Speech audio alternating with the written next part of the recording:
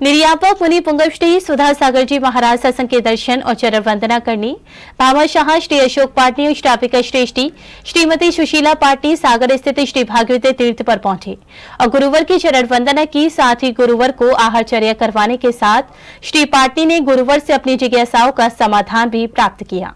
भामाशाह श्री अशोक पाटनी और श्राविका श्रेष्ठी श्रीमती सुशीला पाटनी सागर स्थित श्री भाग्योदय तीर्थ पर निर्यापक मुनि पुंगव श्री सुधा सागर जी महाराज सत्संग के दर्शन और चरण वंदना करने पहुंचे और गुरुवर के विख्यात कार्यक्रम जिज्ञासा समाधान में सहभागिता कर समाधान पाने के लिए जिज्ञासा गुरुवर के सामने रखी और कहा कि हम चाहते हैं कि नारेली स्थित ज्ञानोदय तीर्थ का पंच कल्याणक आचार्य श्री विद्यासागर जी महाराज के सानिध्य में पंच कल्याणक हो, पर आज तक उस तीर्थ का पंच कल्याणक नहीं हो पाया है। ऐसे किन कर्मों में कमी आ गई कि नारेली तीर्थ का पंच कल्याणक नहीं हो पा रहा। नेमावर में जब आचार्य श्री विराजमान थे तब नेमावर में आचार्य श्री ने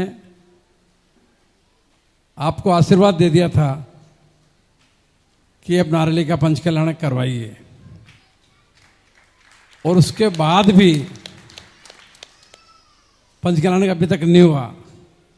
तो महाराज जी, हमारे पुण्य में क्या कमी आ गई, क्या कमी रह गई जो पंच कल्याणक आज तक 21 साल हो गए, आज तक उसका पंच कल्याणक नहीं हो सका, और अब हम क्या करें जिससे हमारे पुण्य की तीव्रता आवे और उसका पंच कल्याणक होवे। नमोस्तु भगवान।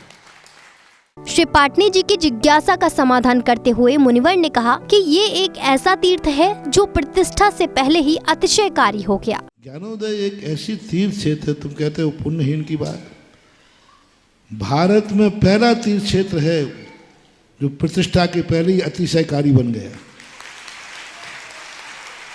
भारत का पहला तीर्थ क्षेत्र है जो प्रतिष्ठा के पहले ही इतना यात्री है शुरू से ही, अभी से मुनि सुब्रतनाथ आए नहीं, उसके पहले से वो क्षेत्र कभी लगा ही नहीं कि यहाँ प्रतिष्ठा नहीं हुई है। उसका ऐसा ही निमित्त है, ऐसी एनर्जी है, कभी नहीं लगा। जब भी जाओ क्षेत्र पे ऐसे लगता है हजारों साल पुराने तीर्थ क्षेत्रों पर इतनी चहल पहल नहीं रहती है जितनी चहल पहल शुरू से ज्ञानोदय तीर्थ में रही उसका। और जब से मुनि सुब्रतनाथ भगवान आए आज तक मैंने बहुत तीर्थ क्षेत्र देखे, हजारों साल व्यतीत होने के बाद कोई तीर्थ क्षेत्र अतिशय क्षेत्र बनता है, और ज्ञानोदय तीर्थ क्षेत्र प्रतिष्ठा होने के पहले ही अतिशयकारी नहीं, महाअतिशयकारी क्षेत्र बन गया। आगे मुनिवर ने कहा कि पंच कल्याणक होते रहते हैं, लेकिन ज्ञानोदय तीर्थ भावों की प्रबलता से ही विख्यात हो चुका है।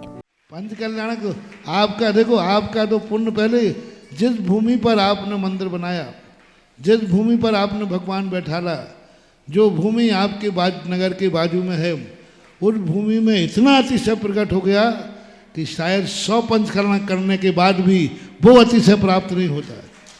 ऐसे स्थान भी हैं जहां हर साल पंचकल्याणक होता है, हर साल पंचकल्याणक होते हैं, 10-10 पंचकल्याणक हो गए।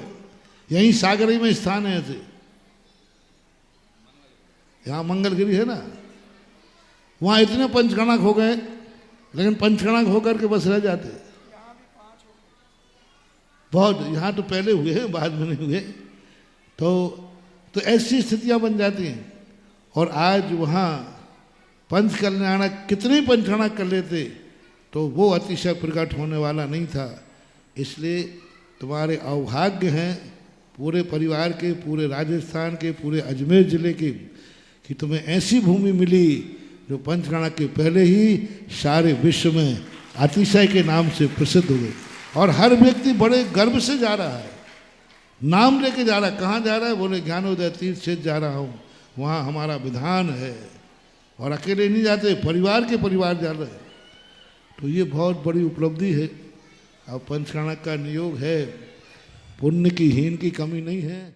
मुनिवर ने ये भी कहा कि इस तीर्थ का पंच कल्याणक किसी पुण्य की हीनता से नहीं, बल्कि आचार्य श्री को लाने की भावना से रोका है। भावनाओं की ऊंचाइयों ने उसको रोक दिया था। भावना थी ये सबकी, हमारी भी, कि पूज्य आचार्य महाराज पधारे, तो आचार्य महाराज को लाने की भावना से रुका था, किसी पुण्य की हीनता से नहीं रुका है, कोई पुण्य की कमी से नहीं रुका है। श्राविका श्रेष्ठी श्रीमती सुशीला पाटनी जी ने भी आचार्य श्री, मुनिपुंगव श्री और नारेली तीर्थ से जुड़े संस्मरणों को अपनी उपलब्धियां बताया। नारेली क्षेत्र के बारे में क्या कहें, मैं तो, मेरे लिए तो मुनीश्वरनाथ भगवान, आदिनाथ भगवान, शांतिनाथ भगवान इतनी श्रद्धा वहाँ कि मैं, हमारे घर में जब भी कोई बच्चों का जन्मदिन होता है, कभी शादी की सालगिरह होती है, तो हम अपना वहीं भगवान मुनीश्वरनाथ भगवान इन सामने पूजा विधान पाठ शांतिदा सब करते हैं और बड़ी भक्ति भाव से, बहुत आनंद के साथ। जी, और जैसे आप महाराष्ट्र से मतलब बहुत समय से जुड़ी हुई हैं, तो महाराष्ट्र में ऐसी क्या अलौकिक शक्ति है जो बार बार उनके पास आने को आपको लालायित करती है? वो तो मुझे नहीं पता, पर मैंने 94 में जब मैं, हमारा श्री ने अजमेर चतुर्मास किया था, तो मैं अजमेर डेली, कोई साधन नहीं थे उस टाइम जाने आने, फिर भी हम लोग सुबह प्रवचन के लिए जाते थे और हम भोजन करके आते। भोजन भी इतना आनंदित मिलता था कि बहुत आनंद आता था, मैं बातें कभी नहीं भूल सकती।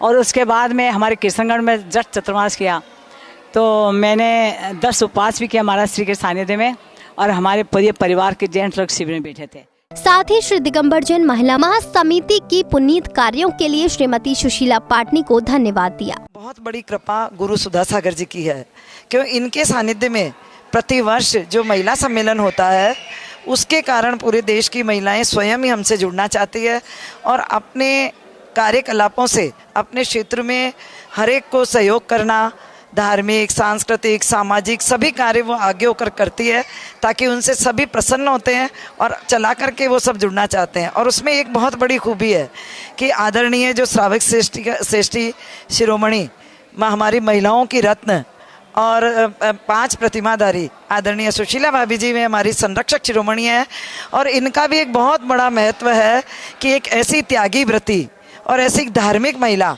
हमारी समिति की प्रमुख होने के कारण भी हमारी समिति दिन दूनी रात चौगनी प्रगति कर रही है। 15 अगस्त को मुनिवर की आहारचर्या पाटनी परिवार के चौकी में संपन्न हुई, जिसमें सर्वप्रथम पाटनी दंपत्ति ने मुनिवर का पड़गाहन किया और फिर नवधा भक्ति पूर्वक आहार कराया। जैन फोकस के लिए सागर, मध्य प्रदेश से ब्यूरो रिपोर्ट।